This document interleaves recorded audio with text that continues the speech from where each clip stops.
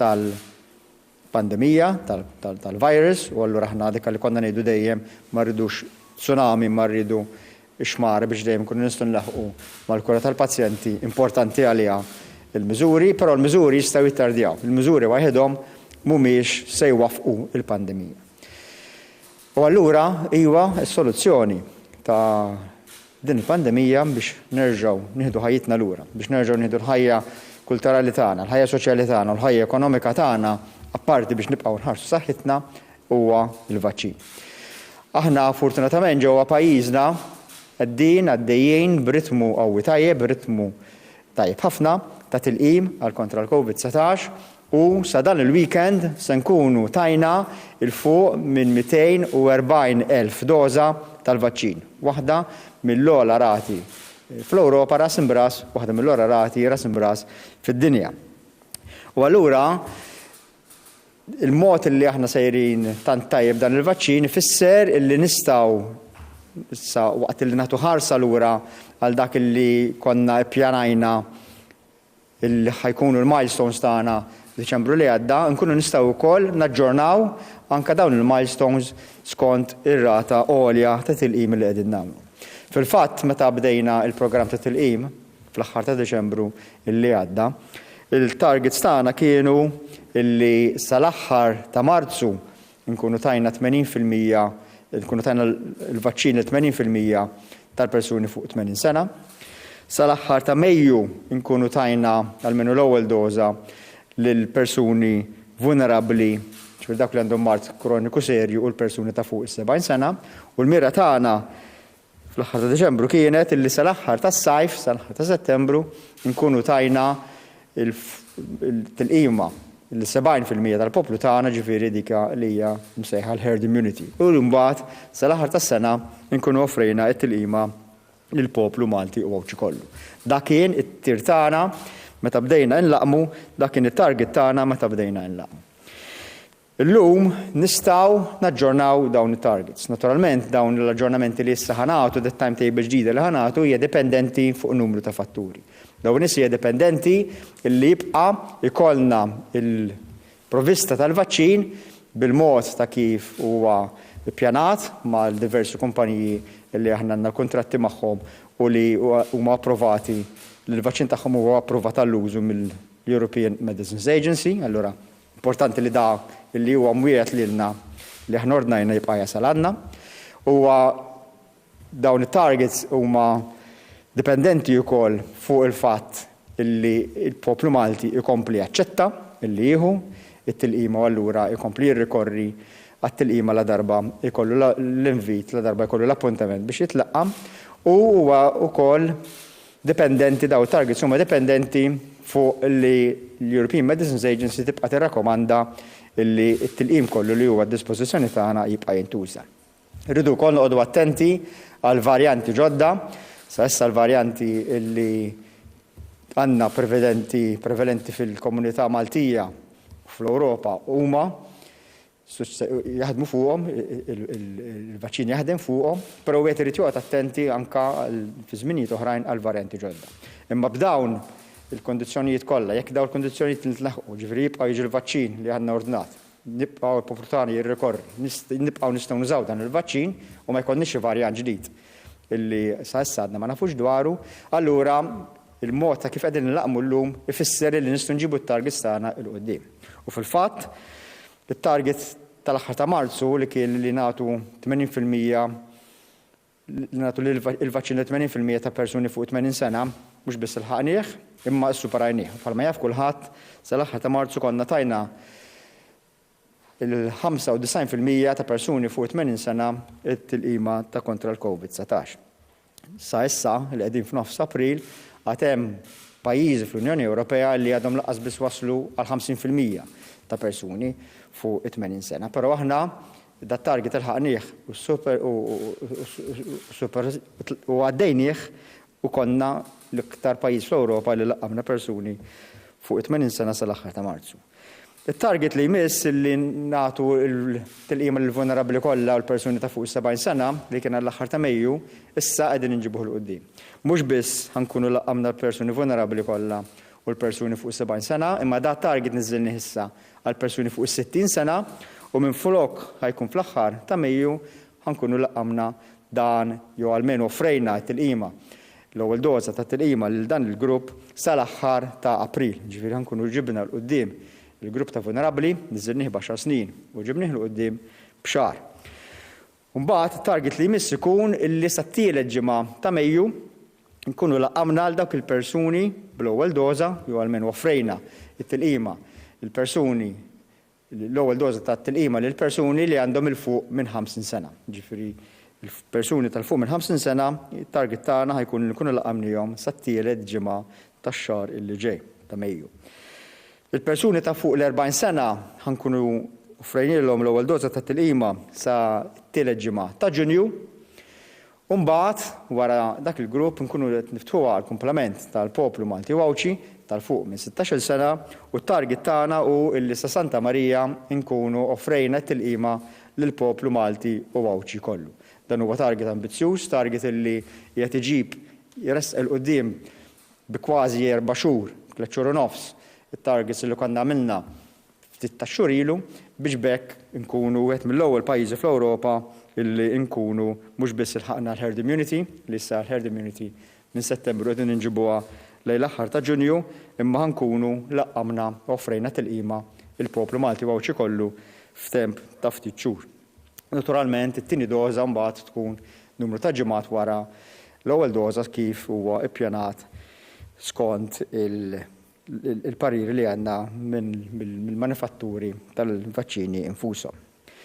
Bħalissa għaddejjin bil-programm illi inlaqmu l-persuni vulnerabbli baqa' ftit persentaġġ żgħar ta' persuni vulnerabbli li għadna tirridu nlaqmu u persuni fuq is-60 sena. Sa din il-ġimgħa il-persuni kollha li huma fil-kategorija ta' vulnerabbli u l-persuni kollha li huma l fuq minn 60 sena u li aħna kienu fuq il-listi tagħna batnilhom l-invit. Issa bħalma jaf kulħadd il-listi li huma available fil-pajjiż mhumiex perfetti, imma aħna dak huma listi li użajna u ħdimna bihom u kemm jista' jkun irfinajnihom, imma jista' jkun hemm illi kien hemm każijiet fejn batna invit f'edress ħażin, kif jista' jkun li kien hemm każijiet fejn batna invit il-persuna li sfortunatament kienet diġà ħallietna u jista' jkun hemm każijiet fejn persuna ma kienx fuq il-lista tagħna u ma batnilix l-invit. U allura aħna fil-ġranet li għaddew tlabna lil min għandu l-fuq minn 60 sena u għadu ma rċevix invit b'appuntament biex jieħu tilqima ta' kontra l-COVID-19 biex iċempel il-numru 145 u mbagħad inkunu nistgħu nieħdu dettalji tiegħu u ntuh l-appuntament fil-ġranet li ġejjin. Irrid ngħid li l-145 qiegħed jirrispondi il fuq minn 95% tat-telefonati f'temp ta' inqas minn minuta u nofs. Ġifieri 145 qiegħed ikun effettiv ukoll. Millum ħad tidħol sistema ġdida u sistema differenti. Il-145 se jibqa' hemmhekk, dawk il-persuni l fuq minn 60 sena li anke sal-lum għad m'għandhomx appuntament u għadhom ma ċemplux 145 jistgħu jagħmlu hekk, jistgħu jċemplu 145, però ħajkun hemm sistema differenti addizzjonali. U din ħadkun miftuħa mhux biss għal persuni ta' fuq is-60 sena li għadhom ma rċevewx l-invit li nisperaw li hemm ftit minnhom daw, imma issa għal persuni kollha il fuq minn 50 sena. Ġifieri millum ħankunu qegħdin niftħu sistema ta' reġistrazzjoni li issa nkun qed nispjega u ħadkun qiegħda fil-medja u fil-mezzi tax-xandir millum b'mod dettaljat li wieħed ikun jista' jifhem kif jista' jagħmel millum dawk il-persuni kollha tal-fuq minn 50 sena, inkluż dak il-persuni ta' fuq 60 sena li għadhom ma ġewux invit jistgħu jibdew jirreġistraw biex juru x-xewqa tagħhom illi jieħdu t-tilqima ta' kontra il-COVID-19. Kif ħad tiġri r-reġistrazzjoni? Ir-reġistrazzjoni ħad tiġri b'waħda minn żewġ mezzi. Jew billi persuna jibgħat SMS, issa ngħid kif, jew billi persuna jirreġistra online. U issa ħanejt kif ukoll. Irrid ngħid illi għalissa sakemm inħabbru mod ieħor jistgħu jirreġistraw biss u s-sistemi tagħna ħejilqgħu biss reġistrazzjonijiet għal persuni il fuq minn 50 sena. Jekk persuna taħt il-50 sena ħad irreġistra issa ir-reġistrazzjoni tagħha mhux se tkun milquha. Ġifieri qegħdin nitolbu biss il-persuni ta' 50 sena u l fuq biex jibdew jirreġistraw millum għax il-pjan ta' vaċċinazzjoni tagħna issa qed jinżel skont l-etajiet. Qed jinżel b'mod tajjeb ħafna, ġifieri anke minn m'għandux 50 sena m'aħniex il-bot, kif diġà spjegajt biex nlaqmuh ukoll, imma għalissa qegħdin nitolbu il-persuni il fuq minn 50 sena li għad m'għandhomx appuntament għal tilqima biex jistgħu jirreġistraw. Min diġà għandu appuntament naturalment jew min diġà ħadd tilqima għax kien frontliner jew għal xi raġuni oħra dak jista' ma joħodix. La darba inti tirreġistra kemm SMS kif ukoll online ħadd irċievi f'temp ta' ftit minuti SMS biex jikkonferma ir-reġistrazzjoni tiegħek u mbagħad f'temp ta' ftit ġranet se tirċievi SMS ieħor b'numru li tkun tajt inti biex itik l-appuntament tal-ewwel u tat-tieni doża, jew fil-każ ta' Johnson & Johnson tal-ewwel doża biss, ta' meta u ta' fejn ħadd tkun qed tieħu t-tilqima. Jiġifieri l-invit ħadd irċivih b'SMS, mhux bitra. Sa issa konna qegħdin nibagħtu jew itra jew SMS il-persuni li kienu intitolati għal vaċċin, minn issa ħadd tibdaw tirċievu min jirreġistra u ngħid ir-reġistrazzjoni hija minn issa miftuħa għal persuni tal-fuq minn 50 sena ħadd irċievi l-ewwel SMS biex jikkonferma dak li jkun li jirreġistra tajjeb u mbagħad f'temp ta' ftit ġranet SMS bid-dati tal-appuntament għal meta għandek it-tilqima. Is-sistema tal-SMS ħadd ippermettik biex tirreġistra jew biex tieħu t-tilqima tiegħek ġewwa Għawdex jew biex tieħu t-tilqima tiegħek ġewwa Malta. Mhux se tippermettik biex tagħżel il-lokalità ġewwa Malta fejn tista' toħodha, però ħadd ippermettik li jew tirreġistra biex tieħu t-tilqima tiegħek ġewwa ċ-ċentru tagħna f'Għawdex jew biex tieħu t-tilqima f'wieħed miċ-ċentri tagħna ġewwa Malta. Dawk il-persuni u fuq l-SMS inti mitlub illi tikteb in-numru tal-identità tal-karta tal-identità tiegħek, inkluż litra ta' wara n-numru tal-karta tal-identità. Ġifieri qed irid jibgħat SMS kull ma jrid jagħmel jikteb biss in-numru tal-karta tal-identità tiegħu. Dawk il-persuni li jixtiequ li jieħdu t-tilqima tagħhom ġewwa Għawdex u għandhom il-fuq minn 50 sena jew fuq u għat m'għandhomx diġà appuntament naturalment huma mitluba illi ċemplu n-numru 99180044 99180044. Daw in-numri ħajidru ta' spiss fuq il-mezzi tax-xandir biex wieħed ikun jista' jieħu nota tagħhom. Dawk il-persuni li jixtiequ jirreġistraw għandhom il-fuq minn 50 sena u jixtiequ jirreġistraw biex jieħu t-tilqima tagħhom ġewwa Malta jistgħu jibagħtu SMS fuq in-numru 99180045 99180045. Mela ġewwa Għawdex 99180044, ġewwa Malta 99180045. Għandna sistema oħra illi hija sistema online li fil-verità aħna nippreferu illi dak li jkun juża s-sistema online. Għax is-sistema online tkun tista' mhux biss lilna tinżel dettalji tal-persuna li qed jirreġistra, imma wkoll għal dawk il-persuni li qed jirreġistraw biex jieħdu t-tilqima ġewwa Malta ħaddihom il-faċilità illi jażlu jieħdux it-tilqima fiċ-ċentru tagħna fin-naħa ta' fuq ta' Malta u nhar it-tnejn ħankunu qegħdin niftħu ċentru ġdid ta' vaċċinazzjoni fin-Naxxar.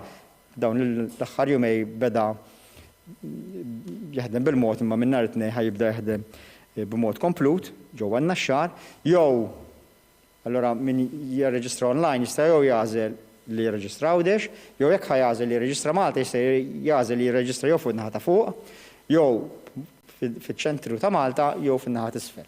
Fin-naħa ta' fuq huwa dak ċentru ġdid li jkollna fin-Naxxar, fin-naħa ċentrali huma ċentri li għandna jew Mater Dei jew ġew l-Università ta' Malta u fin-naħa t'isfel ta' Malta jkun l-MCAST illi hemm ġewwa raħ ġdid. Din il-faċilità li inti tagħżel jew tpoġġi l-preferenza tiegħek fejn trid tieħu t-tilqima ma tistax tagħmilha bil-SMS għax l-SMS tista' tuża jew biss, tista' tażel jew biss Malta jew Għawdex, mentri jekk titbookja online, jekk tirreġistra online tista' tażel jew Għawdex jew jekk kienu Malta naħa ta' fuq, naħa t'isfel jew in-naħa tan-nofs. L-istess ir-reġistrazzjoni ħatkun konfermata b'SMS u mbagħad l-appuntament jasal b'SMS li inti tkun fuq in-numru li inti tkun ipprovdejt meta tirreġistra. Minn hawn ftit ieħor ħanuru klipp ta' kif li mbagħad dan ħajkun qiegħed available fuq social media u fuq il-mezzi tax-xandir ta' kif wieħed jista' jirreġistra kemm b'SMS u kif ukoll online.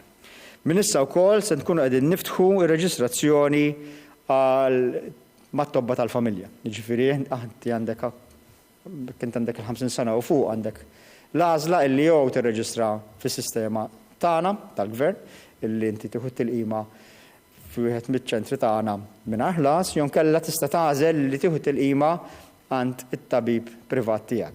It-tilqima xorta tibqa' bla ħlas imma mbagħad l-arranġament mat-tabib ovvjament tagħmlu inti. L-istess it-tobba tista' tirreġistra jekk tirreġistra mat-tabib tiegħek, inti mitlub ma tirreġistrax ukoll fis-sistema tal-gvern. It-tobba għandna il-fuq minn mit-tabib li huwa interessat f'din l-iskema ħajkunu jistgħu jagħtu tilqim skont l-age groups li aħna nkunu qegħdin niftħu. Ġifieri bħalissa għal persuni ta' fuq il-50 sena. Nkunu qegħdin nużaw l-erba' tilqimiet illi għandna għad-dispożizzjoni tagħna, ġifieri t-tilqim tal-Pfizer, tal-Moderna, tal-AstraZeneca u issa meta tasal f'Malta fil-ġranet li ġejjin tal-Johnson & Johnson u ħatkun qiegħda tingħata li ma tilqima qed tingħata lil min skont l-availability skont dak li jkun qiegħed jasal ġewwa pajjiżna. X'bħalma tafu intkom aħna qegħdin naħdmu b'sistema ta' dak li jasal nużawh dik is-sistema ta' just in time biex it-tilqim kollu li jkollna nkunu qegħdin nużawh fuq il-popolazzjoni tagħna għax bħalma qed diġà it-tilqim isalva l-ħajjiet u iżjed ma nlaqmu nies inqas ikollna fatalitajiet mill-COVID-19. Before passing on to show the clip for regarding the way to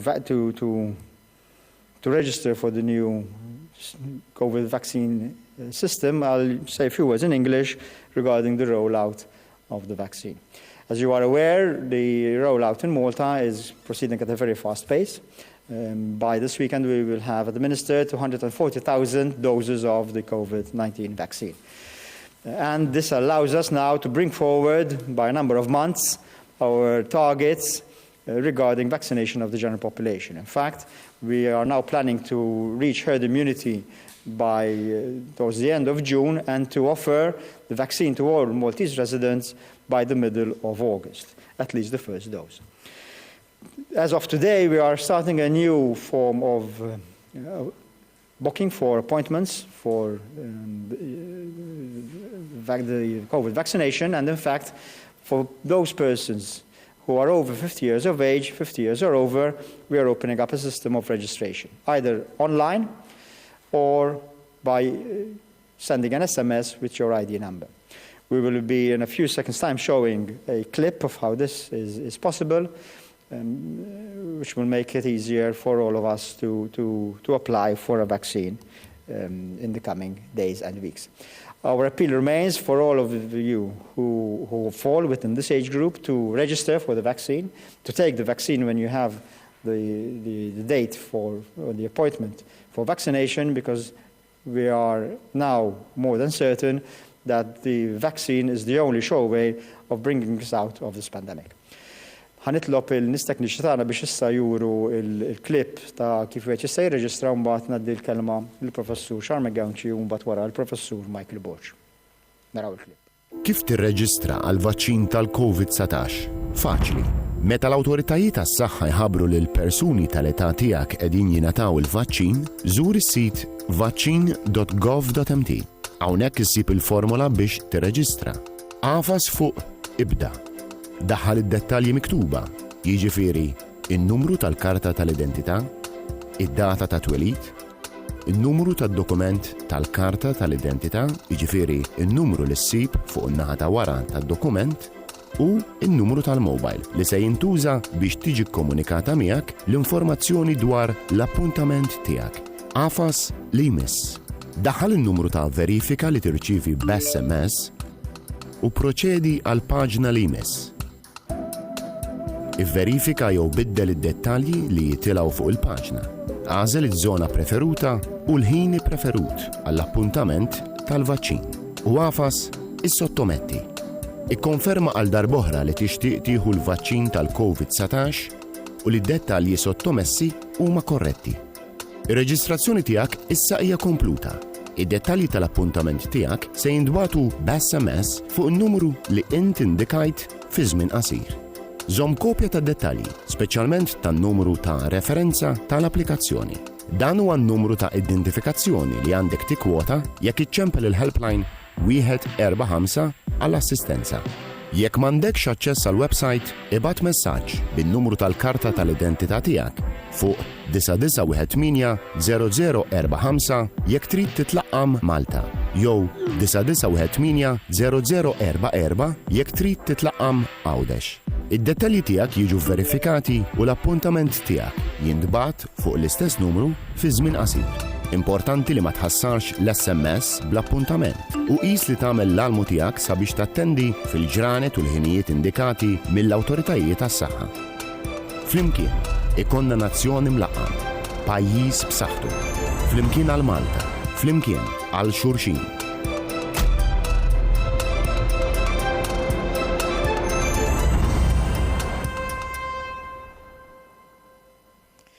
Kif issa qegħdin naraw il-rollout program ta' tilqim sejjer tajjeb ħafna fejn għandna maġġor parti tal-popolazzjoni tagħna diġà qegħdin jieħdu t-tilqim hemm minha doża waħda u hemm min anke diġà għandu żewġ dożi, allura bena l-immunità li nibbenefikaw minn dan it-tilqim qegħdin naraw diġà l-impatt tal-tilqim fuq is-sitwazzjoni li qegħdin naraw f'pajjiżna. Bħalma konna qegħdin naraw ma ta' żminijiet qegħdin naraw li n-numru tal-każijiet dejjem qiegħed jonqos. Infatti bħalissa jekk tħares lejn is-7-day moving average għandna 55 każ ta' kuljum.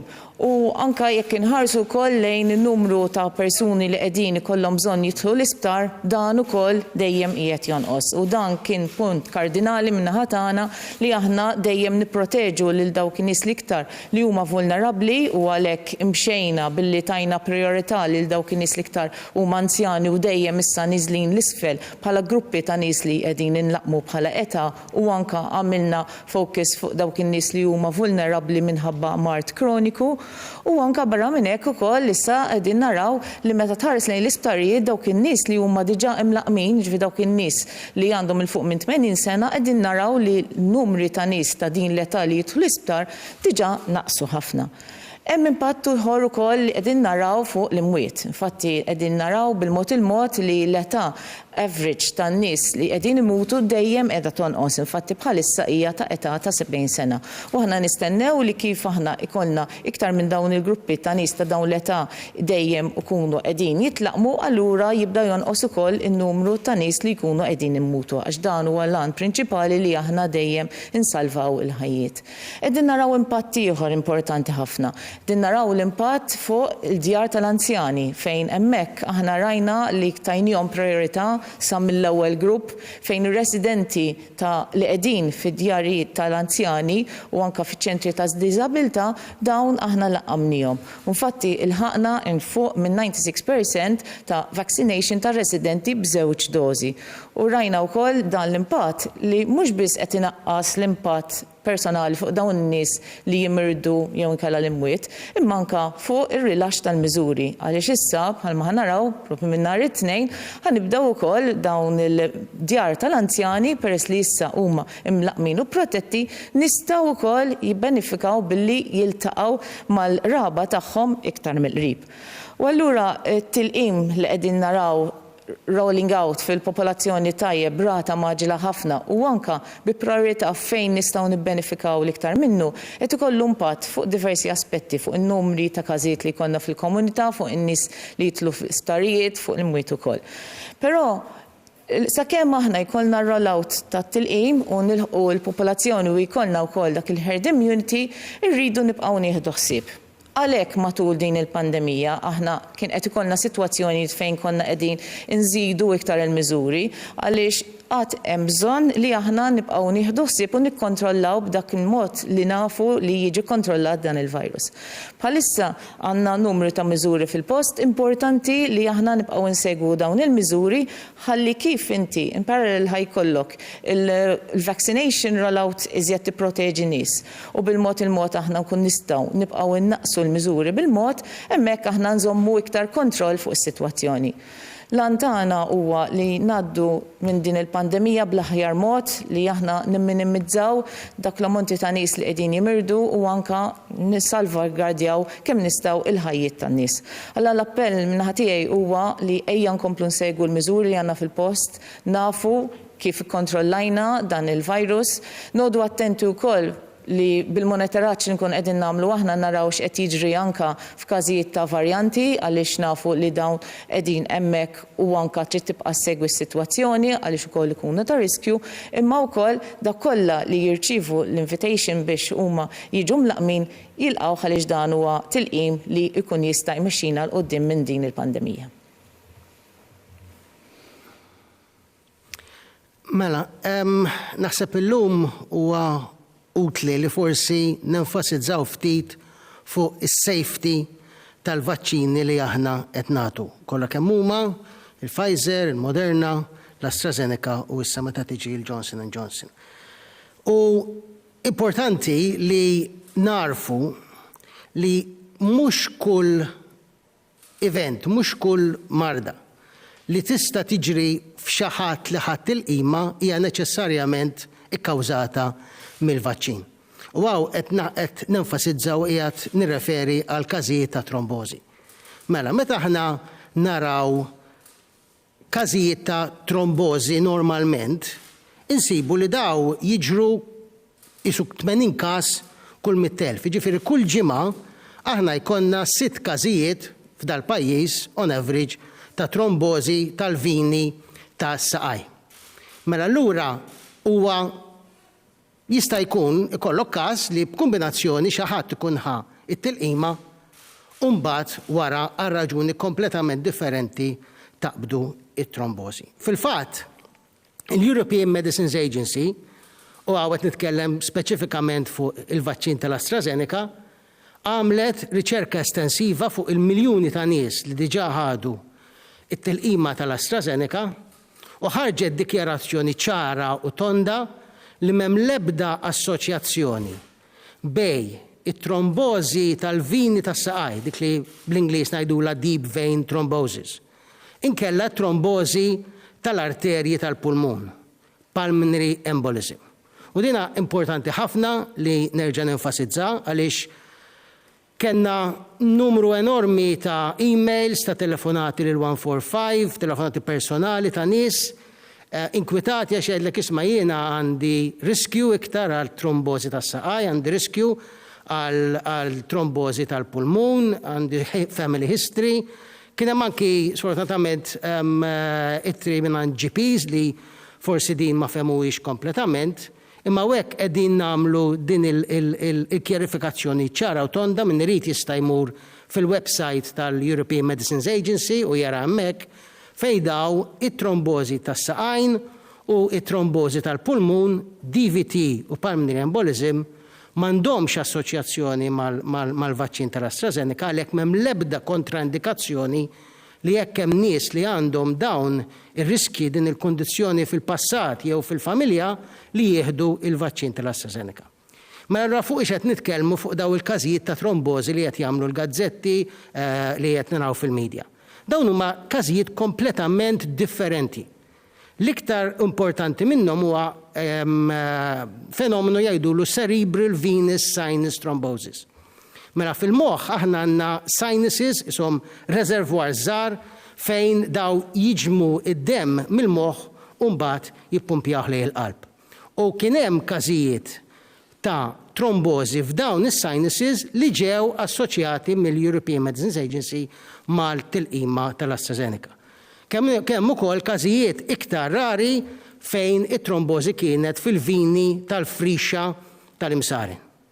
Issa, huwa importanti li nenfasizzaw li dawn huma każijiet rarissimi. Mela pereżempju l-Ingilterra laqmu iktar minn 20 miljun persuna. Għandhom notification system eccellenti u mija sabu 79 cases, 79 każ li minnhom kellhom 19 il-mewt. Jiġifieri inqas minn wieħed kull miljun. Għara tgħidu li imma għada xorta relevanti wieħed kull miljun, imma fl-istess ħin 79 cases, 19 il-mewt. Jiġifieri inqas minn wieħed kull miljun. Għara tgħidu li imma għada xorta relevanti wieħed kull miljun, imma fl-istess ħin 79 cases, 19 il-mewt. sabu li bit-tilqim li taw b'dawk l-20 miljun evitaw 6,000 mewta.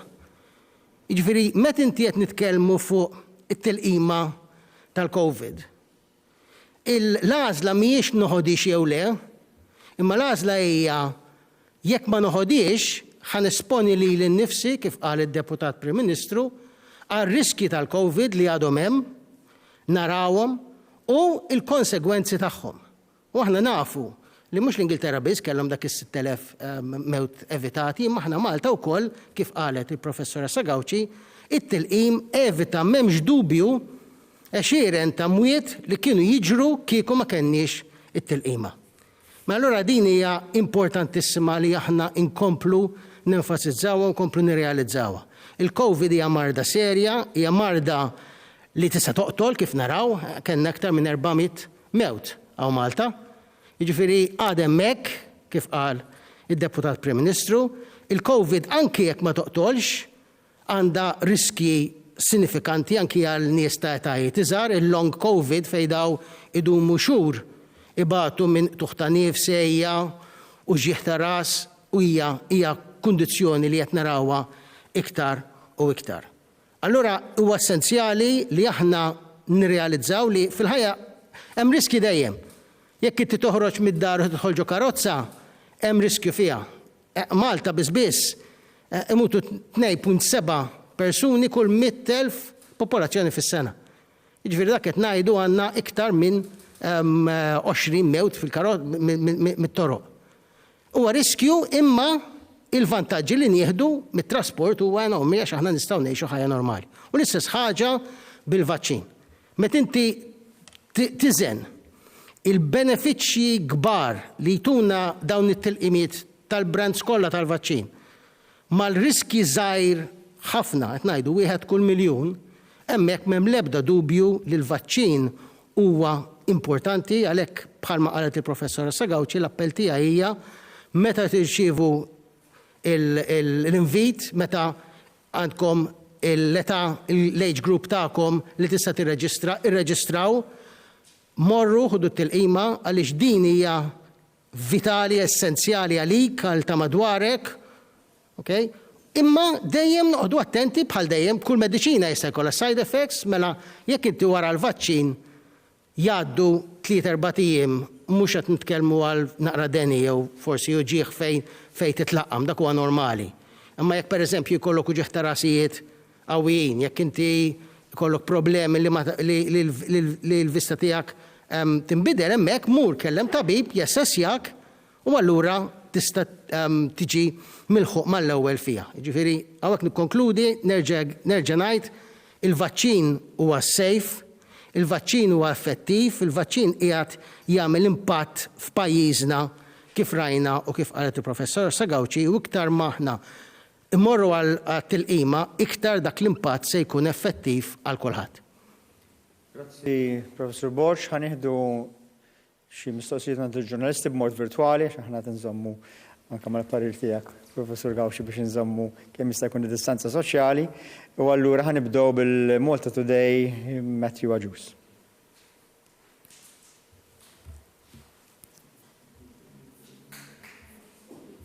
Ma ħanix nisimgħuk, Matthew, paċenzja, ħanaraw naqra inti ħanaraw naqra b'mod tekniku jekk ħanix. Tisimgħuni issa? Qed nisimgħuk issa iva. L-għodwa tajba, Ministru. L-għodwa tajba, Matthew. Peress se jkollna l-vaċċin Johnson & Johnson dal-waqt li huwa vaċċin single dose. Se jkun hemm xi ħsieb għal mobile clinics u hekk fil-villaġġi u beltijiet u bliet, sorry. Grazzi. Mela, il-fatt li Johnson & Johnson jingħata fuq doża waħda ma jbiddilx il-mod ta' kif aħna għandna nofruh. Ġifieri l-unika differenza hi li inti biex tmur tuħut il-qima tmur darba minflok tmur darbtejn. Min-naħa l-oħra kemm il-Johnson & Johnson, kemm l-AstraZeneca m'għandhom bżonn temperaturi baxxi ħafna li wieħed irid iżomm fihom it-tilqim tal-Pfizer u tal-Moderna u allura loġistikament huwa iżjed faċli biex ittieħ. Il-supply tal-Johnson & Johnson fl-ewwel ġimgħat li ħaj jibda jasal ġewwa pajjiżna u f'Malta ħaj jasal fl-istess ġurnata bħalma ħaj jasal fil-pajjiżi l-oħra tal-Unjoni Ewropea, bħalma ġar bit-tilqim l-oħra, ħajkunu numri żgħar biex Johnson & Johnson fl-Ewropa speċjalment fit-tieni kwart ta' din is-sena ħatkun qed tagħti numri żgħar, però mbagħad ikomplu jżidu matul is-sena. Nkunu qegħdin nużaw it-tilqim tal-Johnson & Johnson bil-mod ta' kif jasal, ġifieri bħalma qed nużaw it-tilqim li ieħor skont kif jasal, nagħtuh mingħajr ebda preferenza għal ebda persuna partikolari. Nieħdu l-TVM, Marija, Iva. Ministru, xtaqt nistaqsik, peress li issa ħabbartu il-reġistrazzjoni ta' dawk il-fuq li għandhom. Marija, maħniex nisimgħu. U meta se jkunu. Mela, li dispeċini, maħniex nisimgħuk, Marija, maħniex nisimgħuk. Għandek terbombi għanna. Nista' nerġa' niġu għalik, ħammorru għal-level Malta, Sur Paċ, Janrik. Iva. Bonġu, Ministru. Kemm inti u kif ukoll il-Professur Gawċi semmejtu il-periklu mill-varjanti. Bħala pajjiż, x'kapaċità għandna biex niddetektjaw varjanti li huma ġodda mhux ovvjament dawk li nafu bihom. Kemm aħna preparati ġifieri għall-possibilità li kollok varjant forsi jiżviluppa biċ-tagħna geografikament. Grazzi Henrik, din hija mistoqsija importanti ħafna. Fil-fatt jiena f'Jannar ta' din is-sena ktibt lill-Kummissarju Kyriakides, Kummissarju tas-Saħħa Ewropea, biex mhux Malta biss tkun preparata għal varjant imma l-Ewropa kollha. Aħna f'ġewwa pajjiżna l-Unjoni Ewropea titlob li l-pajjiżi Ewropej jagħmlu sample ta' 5% mill-inqas 5% ta' dawk il-każijiet pożittivi jagħmlu genome sequencing tagħhom. Aħna qed nagħmlu ħafna iżjed minn hekk madwar 15% u issa li n-numru niżlu anke iżjed minn hekk. Jiġifieri aħna iva għandna genome sequencing li nagħmlu dawk il-persuni li ġew pożittivi, sample qawwi tagħhom niċċekkjawhom għall-varjanti mhux biss għall-varjant Ingliż, imma anke għall-varjanti ġodda mhux biss li jeżistu imma anke varjanti li jista' jkun għadna ma nafux dwarhom. Apparti minn hekk, il-PCR test li llum qegħdin nagħmlu wkoll jista' jaqbad fih innifsu numru ta' varjanti. Ġifieri aħna bħala pajjiż qegħdin attenti ħafna għal xi varjanti li jista' jkollna ġewwa Malta. Però naturalment aħna pajjiż żgħir u allura ċ-chances li jkollna varjant ġdid ġewwa Malta huma żgħar komparat mal-Unjoni Ewropea. Għalhekk jiena kont tlabt il-Kummissarju Ewropej biex dis-sistema ma tkunx biss ġewwa Malta ma tkun fl-Ewropa kollha biex aħna nkunu viġilanti għal xi varjanti ġodda li jistgħu jiġu minn barra jew varjanti li ġodda li joħorġu ġew l-Unjoni Ewropea. Naturalment din il-talba ġiet milquha u fil-fatt l-Unjoni Ewropea qed toħloq aġenzija apposta jisimha HERA illi dinha fost l-affarijiet l-oħra tkun qiegħda timmonitorja attivament għal varjanti ġodda fl-Unjoni Ewropea u jekk ikun hemm varjanti ġodda tkun qiegħda tagħmel programmi biex jiġu żviluppati tilqim ġdid għal dal-varjant u mbagħad dak it-tilqim ikun jista' jintuża għal ċittadini Ewropej. Ġifieri iva qegħdin moħħna f'dal-varjant naturalment hija sitwazzjoni li tkompli tinkwita lid-dinja x'il-coronavirus bħalma ġie fil-bniedem għax kien hemm varjant mill-annimali nafu li jista' jkun hemm varjanti ġodda u allura iva hija waħda mill-affarijiet li aħna moħħna fiha l-ħin kollu. Nieħdu mistoqsija minn Times, Julian, forsi mbagħad wara Julian nerġgħu nippruvaw il-Marija TVM. Julian? Bonġu Ministru, bonġu lil kulħadd ukoll. Għandi 3 mistoqsijiet jekk joġobkom. L-ewwel nixtaq nistaqsi rigward l-istrateġija reopening. Bażikament ħafna mill-setturi msejħin non-essential għandhom timeline għal meta ħajjiftħu. Però, pereżempju, bars u restaurants tal-inqas fejn fina dejjem għandhom l-ebda indikazzjoni ċara ta' meta ħajkunu jistgħu jiftħu, speċjalment fl-isfond tal-fatt li kieku ovvjament biex jiftħu kemm jista' jkun b'mod tajjeb iridu jkunu avżati minn qabel ħabba restocking, etc. Għalfej għadhom ma nagħtawx indikazzjoni ta' meta se jseħħ dan. Mistoqsija oħra li kelli direttament rigward il-vaċċin. ċertu pajjiżi fl-Ewropa deċidew li joffru alternattiva għall-AstraZeneca biex jilabuha iktar safe ħabba ċertu issues li semmejna volja kif spiegajtu tajjeb issa qed jiġu monitored mill-Medicines Agency. Però aħna għandna xi pjan nonetheless to offer alternatives mu jekk le għalfejn għal min forsi jibża potenzjalment mill-effetti tal-AstraZeneca jew mill-implikazzjonijiet li jista' jkun hemm. U mistoqsija tal-aħħar jekk jogħġobkom rigward l-iskejjel tal-performing arts. As of next Monday l-iskejjel il-mainstream ħansejħilhom hekk ħerġgħu jiftħu. Il-performing arts schools ħajkunu din isegwu l-istess rollout procedure? Grazzi. Mela, grazzi ħan nirrispondik fuq il-parti tal-AstraZeneca u il-parti ta' tranzizjoni u tal-iskejjel ħanħalli f'dej il-professur Charmin Gawci. Mela, aħna meta niġu biex nagħtu it-tilqim del-poplu Malti noqogħdu dejjem din id-deċidejnija mill-bidunet u hekk nibqgħu nagħmlu fuq rakkomandazzjonijiet tal-Aġenzija Mediċina Ewropea, l-European Medicines Agency. L-European Medicines Agency hija pjuttost kawta, jiġifieri bħalma nafu kemm il-vaċċin tal-Pfizer, kemm il-vaċċin tal-AstraZeneca ġew rilaxxati għall-użu fl-Ewropa wara fl-Ingilterra u l-Moderna ġiet rilaxxata, ġiet awtorizzata għall-użu fl-Ewropa wara li kienet awtorizzata fl-Amerika. Ġifieri l-European Medicines Agency hija pjuttost konservattiva biex tagħti permess għall-mediċini u għat-tilqim li jintuża. U allura aħna noqogħdu ma nkunux iżjed inqas kawti minn dak li tgħidilna l-European Medicines Agency. Jekk il-European Medicines Agency tina xi parir illi xi waħda mill-tilqim li huwa diġà awtorizzat jinbidel l-etajiet li nagħtu lilhom li nagħtuh lill-poplu tagħna nimxu fuq dak il-parir. Però sa issa u jiena sal-biraħtura kont qiegħed f'diskussjonijiet mad-direttur tal-European Medicines Agency, il-parir tal-EMA hi illi t-tilqima tal-AstraZeneca tibqa' tintuża fl-etajiet kollha. Issa jiena nifhem li hemm pajjiżi anke fl-Ewropa illi qegħdin li ħadu deċiżjoni li jużaw almenu għalissa l-AstraZeneca għal persuni il fuq minn 60 sena. Però inti tifhem ukoll li ħafna minn daw id-deċiżjonijiet huma bbażati fuq deċiżjonijiet ta' loġistika.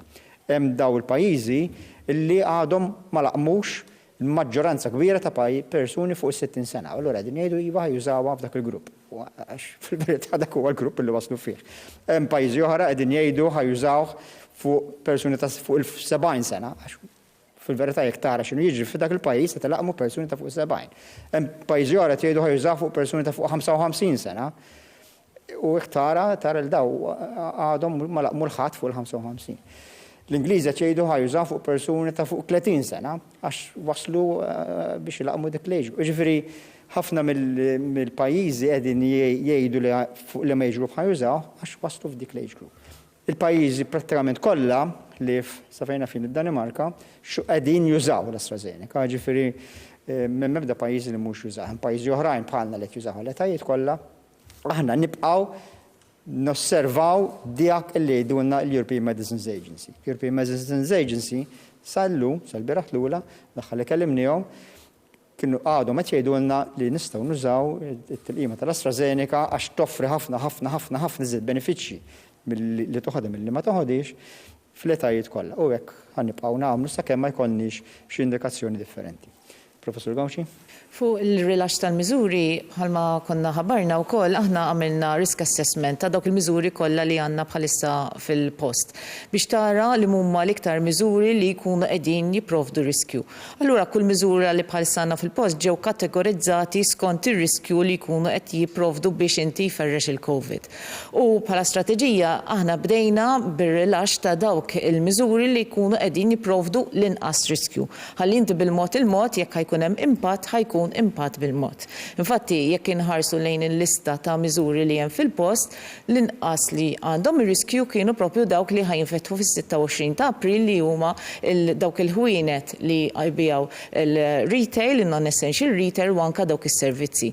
Però ikunu qegħdin binqas riskju mhux kif konna nafuhom qabel, imma bil-mezzi tal-mitigazzjoni li dejjem iridu jibqgħu fil-post. Ġifieri inti jintużaw il-maskri, id-distanza, sanitization li forsi kunu ma jifilħux ma jmorrux dawn il-postijiet, dawn kollha jibqgħu hemmhekk.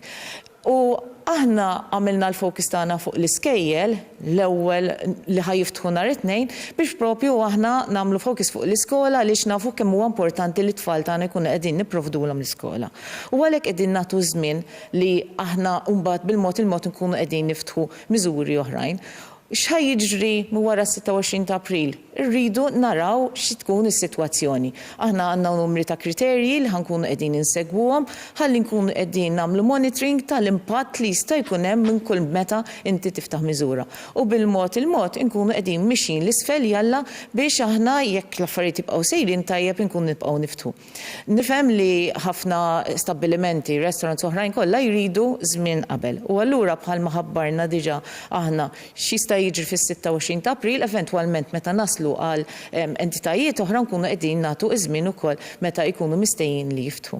Saqsejt ukoll fuq il-performing arts schools u ċertu skejjel oħrajn li jagħtu ċertu tuition, infakru li bħalissa il-fokus tagħna huwa li aħna niftħu dak il-mainstream edukazzjoni ta' edukazzjoni biex it-tfal ikun jistgħu jirritornaw l-iskola lura. Rridu nkunu kawti biex ma niftħux ħafna ħalli bekk ma jkunx hemm impatt li huwa kbir. Għal xlan tagħna huwa li aħna nibqgħu għaddejjin nofru dak l-edukazzjoni li għandhom bżonn it-tfal. Ġifier issa performing arts ma jkunux qegħdin jibdew, però l-affarijiet jibqgħu sejrin tajjeb u mbagħad inkun nistgħu niftħu wkoll. Nerġa' nippruvaw il-Marija Muscat minn TVM. Insellimlek, Ministru. Tajjeb, dawk li għandhom aktar minn 50 sena, kemm se jingħataw ċans biex jirreġistraw u meta huwa previst li jinfetħu għal etajiet oħrajn.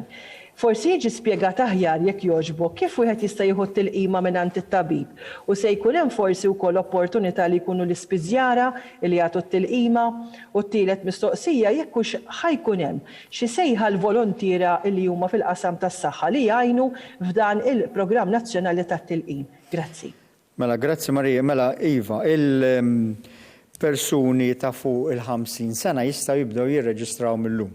Aħna l-lantana u illi sal-aħħar ta' dan ix-xahar nkunu lestejna il-cohort, il-grupp ta' persuni fuq is-60 sena biex imbagħad fl-ewwel ġimgħat ta' Mejju, possibilment anke fl-aħħar ġimgħa ta' April, l-ewwel ġimgħa ta' Mejju nibdew nagħtu t-tilqim lill-persuni ta' fuq il-50 sena. Pjanu illi sa' tielet ġimgħa ta' Mejju dak il-grupp ikun lest imbagħad inkunu bdejna nagħtu t-tilqim ta' 40 sena. Ma jfissirx illi il-reġistrazzjoni ta' 40 sena jiftaħ dakinhar, jiftaħ ftit ġimgħat qabel biex dak li jkun jista' jibqa' jirreġistra. Ovvjament, wieħed meta aħna ngħidu issa ħaninżlu minn 40 sena l fuq, jista' jibqa' jirreġistra kulħadd li għandu l fuq minn 40 sena jekk għandu 50, 60, 70 u għadu ma ħadix. Imma naturalment issa li ħajiftaħ il-grupp ta' 50 sena aħna nkoraġġixxu daw il-persuni li jirreġistraw issa anke biex imbagħad nkunu nistgħu nqasmu kemm jista' jkun il-loġistika tagħna biex nilħu l-gruppijiet varji skont l-etajiet li nħabbru aħna. Għandna bħala volontieri jrid nirringrazzja l-numru kbir ta' volontiera li għandna, ġifieri aħna għandna volontiera li huma studenti tal-mediċini, volontiera illi huma studenti tad-dentistrija u dentisti, tobba kemm tal-familja u kemm li jaħdmu fl-isptarijiet u fis-servizz tagħna li jagħtu xi ħin volontarju biex jagħtu t-tilqim u nirringrazzjawhom ta' dax-xogħol li qegħdin jagħmlu. Ovvjament għandna ħafna professjonisti li qegħdin jagħtu t-tilqim bħala parti mix-xogħol tagħhom, dawn nirringrazzjawhom ukoll mingħajr l-effort ta' kulħadd il-rollout daqstan tajjeb li għandna fit-tilqim ma jkunx possibbli.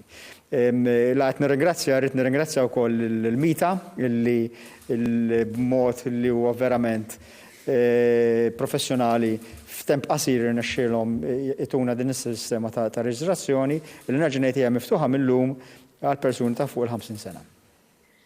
Nieħdu mistoqsija mingħand l-Independent. Selmilkom, għandi żewġ mistoqsijiet jekk ġobkom. L-ewwel waħda wkoll hija relatata ma' reġistrazzjoni, mistoqsija ta' kjarifika, il-proċess ta' reġistrazzjoni li spjegajtu da se jkun obbligatorju għal dawk il-persuni l fuq minn 50 sena, jiġifieri jekk ir-reġistrazzjoni qiegħda hemm għal dawk li mrċevewx litra għall-appuntament allura jkollhom bżonn jirreġistraw. U t-tieni mistoqsija relatata ma' pazjenti li diġà kellhom il-COVID u wkoll relatata mal-vaċċin.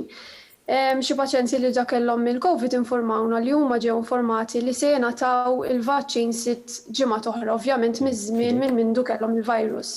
Din għadha tiġri b'dan il-mod, forsi tista' tispjegana naqa' dan il-proċess u kif jaħdem għal dawk in-nies li diġà kellhom il-COVID u għandhom jieħdu l-vaċċin. Grazzi. Grazzi xonejju, da żewġ mistoqsijiet importanti. L-ewwel nies forsi biex nispjega naqra ċar. Min issa maħniex se nibqgħu nibagħtu inviti. Ġifieri aħna konna qegħdin nibagħtu l-inviti, il-frontliners, in-nies li kienu vulnerabbli, u allura dawk ridna bil-fors nibagħtu l-appuntament għax wieħed mhux neċessarjament ikun jaf illi hu imissu biex jieħu t-tilqima. Però issa meta qegħdin ngħidu age group, kulħadd jaf kemm għandu età, allura kulħadd jista' jirreġistra skont l-età tiegħu.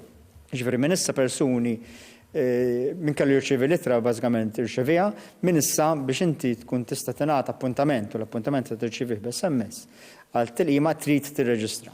U allura iva l-appell tagħna hu li millum mhux hekk waħed jirreġistra llum, ġifieri din hija proċess li ħajbqa' miftuħ għal numru ta' ġimgħat anke ta' xhur, imma iżda ma tirreġistra malaj iżda aħjar wieħed jista' jibda jirreġistra biex imbagħad fil-ġranet u l-ġimgħat li ġejjin jibdu joħorġu l-inviti b'SMS u jibda t-tilqim tal-age groups li nkunu tlaqna. Ħanitlob il-professur Bosch jispjega kif persuni li jkunu diġà pożittivi xort għandhom bżonn jieħdu t-tilqima u meta. Mela, grazzi, Deputat Prim Ministru. Mela, met inti ħadd il-COVID, mhuwiex neċessarjament u l-istudji juru dan, u din hija waħda mill-challenges ta' dan il-virus. Normalment, jekk inti pereżempju tieħu l-ħosba, ikollok immunità għal ħajtek kollha. Imma meta tieħu l-COVID, mhux neċessarjament ikollok immunità għal żmien twil. U l-istudji li urew, studji li saru per eżempju fuq ix-xadini huwa li il-vaċċini jagħtuk immunità aħjar mill-marda naturali li hija kważi ġdida lina, ġifieri xi ħaġa li qegħdin niffaċċjaw issa. Mela allura min għandu l-COVID xorta huwa importanti li jieħu t-tilqima. Imma t-tilqima inħallu ftit ta' żmien wara l-infezzjoni. X'inti meta jkollok infezzjoni, ġismek xi ftit jew wisq sejjer jagħmel dik l-immune reaction.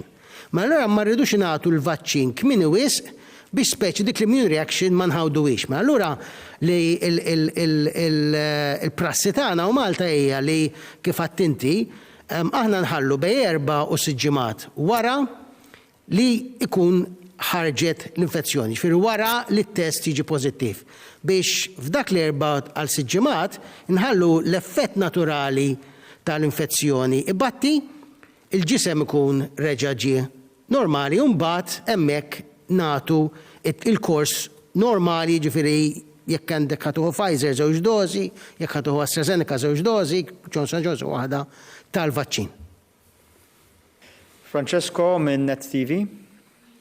Bonġu nselmilkom għandi numru ta' domandi.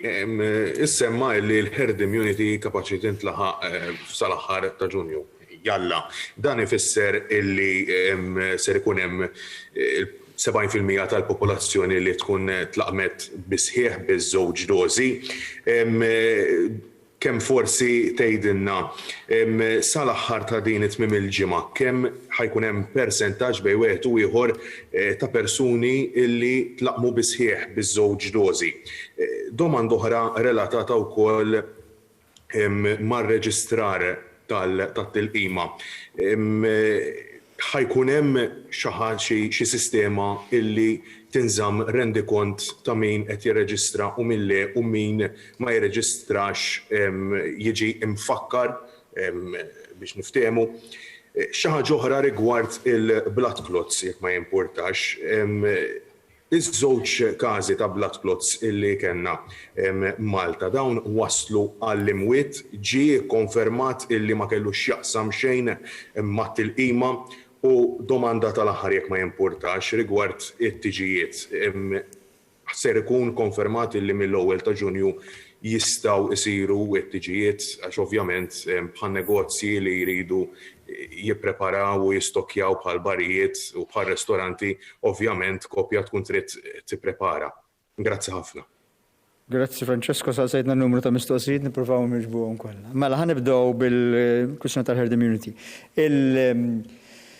L-esperjenza tar-Renju Unit u l-figuri li ħerġin mir-Renju Unit u inkluż mill-Iskozja pereżempju qegħdin juru, u anke mill-Ingilterra, qegħdin juru li l-ewwel tilqima diġà tagħti immunità għolja ħafna. Tieni tilqima fil-każ tal-Pfizer, AstraZeneca u Moderna tkompli tgħin u allura importanti li kulħadd jieħodha t-tieni tilqima wkoll, imma l-ewwel tilqima diġà tagħti l-immunità biżżejjed biex prattikament telimina kompletament il-mart serju li wassal għal persuni li jitlu l-isptar u jew persuni li jitlu fl-ITU. Allura, aħna meta issa anka l-Ewropa u kif ukoll l-Unjoni ir-Renju Unit meta qegħdin nitkellmu fuq herd immunity ta' 70% qegħdin nitkellmu li jkunu ħadu imqar l-ewwel doża. U iva aħna mill-aħħar tas-sajf din ħan nkunu ġibniha għal ħar ta' Ġunju. Sa dan il-weekend ġibir saħda, kif diġa ħabbar sa nkunu tajna l-fuq minn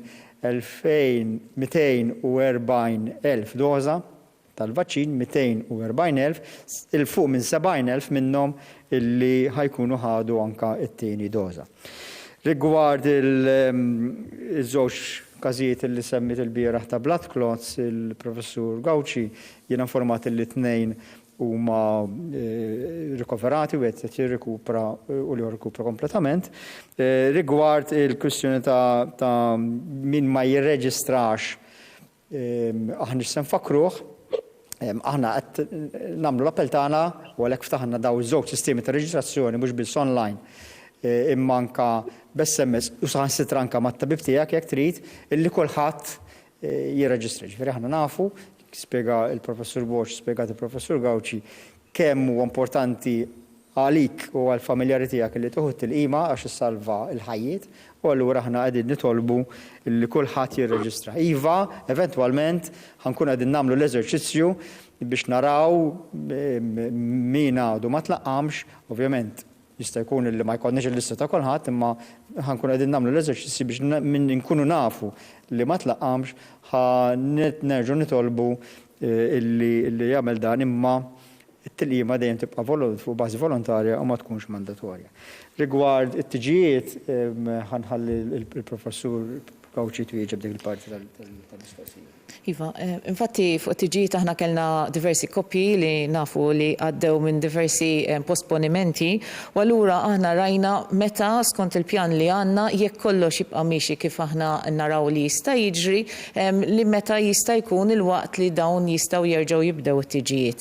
U għalhekk tajna l-ġurnata tal-ewwel ta' Ġunju biex huma jkun jistgħu jagħmlu pjanijiet, però dejjem bħalma ngħidu aħna bil-monitoraġġ tagħna li qegħdin nagħmlu rridu bil-mod il-mod nkunu qegħdin insegwu s-sitwazzjoni. Nibdu jidilija l-aħħar mistoqsija minnant Kyle ta' One TV. Bonġu. Tippi semmejt kemm importanti li l-poplu jikkonkorri biex jieħu l-vaċċin. Kemm hija importanti din u kemm il-benefiċċ tal-vaċċin, how much do they outweigh the risks li forsi jkun jista' jkun fiha? Mela aħna sa issa mill-gruppi li offrejna t-tilqim kellna responsabbli ħafna, ġifieri fejn dawk il-gruppi ta' fuq 70 sena ftit kienu dawk il-każijiet illi rrifjutaw illi jieħdu tilqima, dawk il-każijiet illi ma ħadux, ġifieri aħna meta ngħidu pereżempju fil-fuq minn 80 sena laqamna xi 96%. Ħafna minn dawk l-4% l-oħra li ma ħaduhiex mhux għax ma ridux imma għax jew kellhom xi kontraindikazzjoni illi allura fuq parir mediku ma ħaduhiex bħal xi allerġija qawwija ħafna għal xi ħaġa partikolari u saħansitra xi wħud li kienu pożittivi u għadhom kif spjega il-professur Bosch qed jistennew li għaddi ċertu żmien biex ikunu jistgħu jieħduha. Ġifieri aħna f'Malta għandna rata għolja ħafna ta' aċċettazzjoni għat-tilqima u din hija importanti ħafna għall-komunità kollha, għall-saħħa tal-individwi, għas-saħħa tal-familjari tagħhom u eventwalment anke għas-saħħa tal-ekonomija tagħna. Għax aħna nkunu nistgħu niftu l-ekonomija tagħna anke għat-turiżmu għax nkunu ikonna daqshekk persentaġġ ta' nies li huma imlaqmin. U iva kif spjegaw iż-żewġ professuri li għandi ħdejja, il-tilqima taħdem tippreveni il-mart tal-coronavirus U aħna nafu illi f'pajjiżna minn dawk il-persuni kollha illi jittestjaw pożittivi għal coronavirus, sfortunatament, wieħed minn kull 75 jitlef ħajtu. Madwar id-dinja din hija kważi d-doppju, għax aħna Malta għandna l-ITU stana illi għandna nies u apparat illi ħabba ta' malaqwa fid-dinja. Madwar id-dinja wieħed minn kull 45 ruħ illi jkun pożittiv għal COVID, sfortunatament jitlef ħajtu. It-tilqim da ineħħih kważi kompletament. Ġifier meta tara Professur Bosch qal wieħed minn kull miljun jista' jkollu blood clot għax jieħu t-tilqima. Meta tikkompera l-wieħed minn kull miljun tal-blood clot mal-wieħed minn 45 li jista' jmut jekk jaqbdu l-coronavirus, wieħed jinduna waħdu kemm huwa ħafna iżjed ta' benefiċċju illi tieħu t-tilqima u tippreveni milli ikollok il-gwaj tal-virus. Jiena rrid nerġa' ngħid illi aħna pajjiż illi aħna fortunati jew għandna almenu konna qlim biżżejjed illi konna dat-tilqim kollu li qed jiġi ġewwa pajjiżna. Nieħdu din l-opportunità illi nitlaqmu biex nkunu siguri aħna jkunu siguri dawk ta' madwarna. Millum qegħdin niftħu din is-sistema ta' reġistrazzjoni illi issa tkun qiegħda fil-mezzi tax-xandir li wieħed ikun jista' segwi dak li għandu jagħmel biex jirreġistra kif jgħidu l-Ingliżi, let's go for it, ħalli kollha kemm aħna inkollna ħajja normali kemm jista' jkun malaj. Nirringrazzjakom u nittikom kollha l-weekend it-tajjeb.